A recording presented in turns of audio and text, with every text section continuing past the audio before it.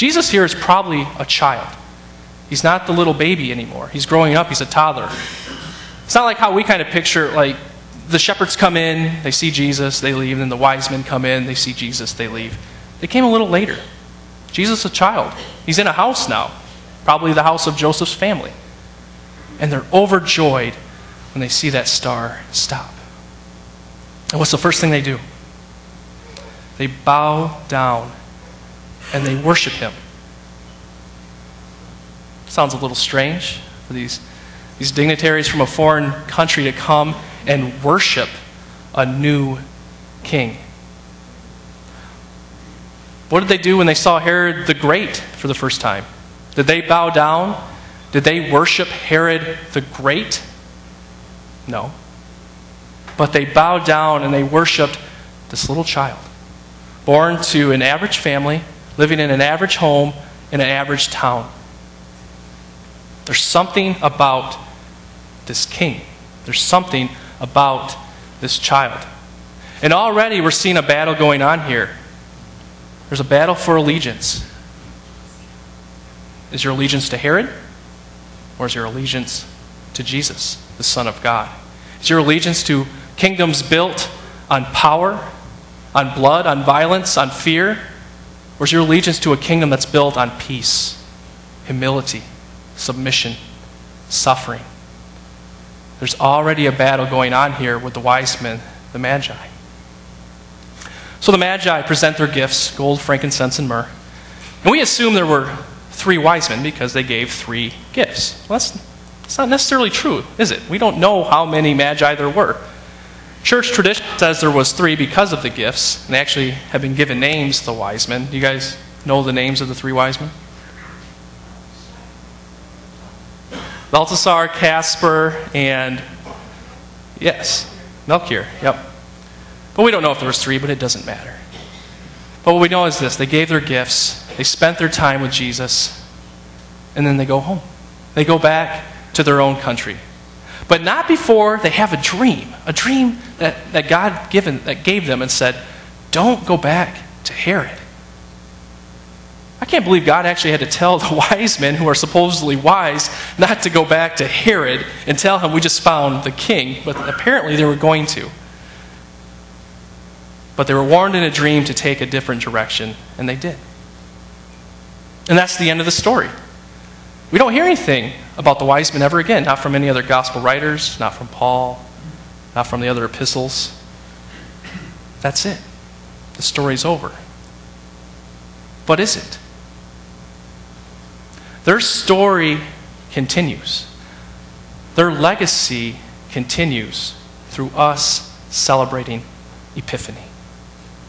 Us honoring them and celebrating them for deciding to make that long, difficult journey from the east, wherever they were, to Bethlehem, to bow down and worship the Son of the living God. They were the first Gentiles to do it. They are our model, how we are to react when we meet Jesus for the first time. Their legacy continues. But how did they get to this point? How did they get to Bethlehem? How did they know which way to go? How did they know they were on the right path?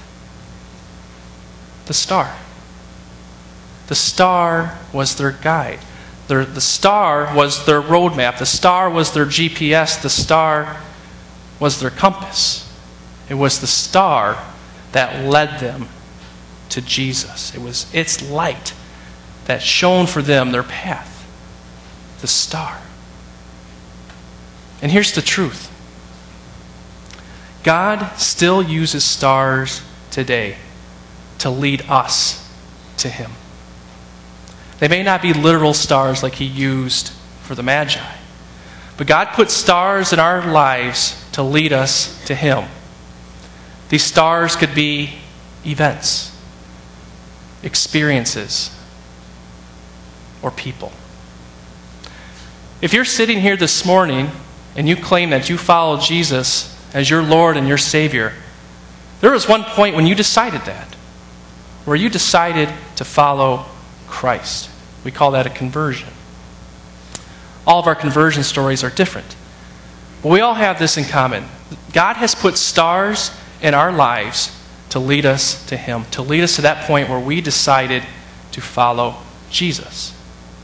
Just as He did for the Magi with the star. And those stars take different forms, don't they? I said they take the forms of events. Maybe for some of you, you were walking down a road that led to destruction. You were making bad choices.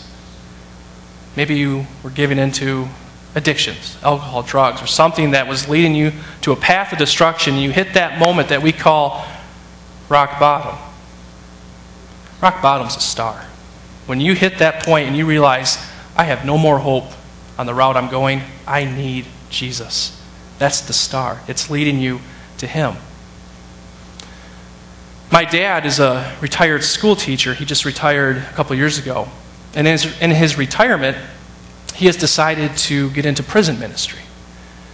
He leads Bible studies once, sometimes twice a week around the prisons here in Michigan. And on Tuesdays, he goes to Jackson State Prison. Now, Jackson is the place where all convicts go, criminals go, when they enter the state prison system. That's the entryway.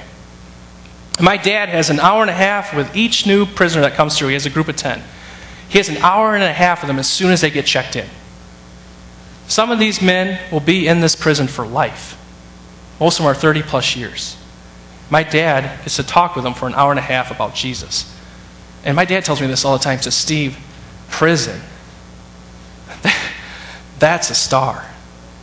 That's a roadmap. Because when these guys hit prison, that's it. They need hope. That event of those bars slamming, something has to change. God uses events in our life to get our attention.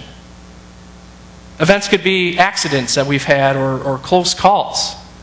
I've heard numerous times of people who are living a life without Christ, but they get in that car accident or they have that health problem that almost takes their life, and they realize, I got to get things straight. That's God putting stars in our life to guide us to Him. Sometimes God uses experiences that serve as stars. Do you know who C.S. Lewis is? Probably do, most of you. He wrote the Chronicles of Narnia. In my opinion, he was one of the greatest Christian writers of the 20th century. It's a shame we don't recognize him more. He actually died the same day that JFK was assassinated. I think that's why we kind of overshadow when he died, unfortunate. But C.S. Lewis, for a majority of his life, was an atheist, agnostic. He lived in England. He taught at Oxford. He was intellectual. But then he wrote in his autobiography, Surprised by Joy, he said, there came to a point that the life experiences I was experiencing couldn't match up with me being an agnostic or an atheist anymore. He said this, he said, when I would see the beauty in nature, when I would see a sunset, when I would see a hummingbird, when I would see, for us, Michigan in the fall, when the leaves are starting to change color, I couldn't argue that there wasn't a God anymore, because there had to be something bigger behind the beauty of this world that created it. He said, when I looked at a beautiful piece of art, I couldn't be an atheist anymore. God uses experiences. They're like stars to shine the way for us to Him. And finally, God uses people as stars. And I think this is his favorite star to use, are people. He uses people to reveal Himself to others who are walking in darkness. C.S. Lewis continues, he said, through my experiences, I knew there was a God. But it was through conversations with my Christian friends like J.R.R. Tolkien where I began to be convinced and where I began to start to love Jesus. It's more than just knowing. I began to love Him. God uses people as stars.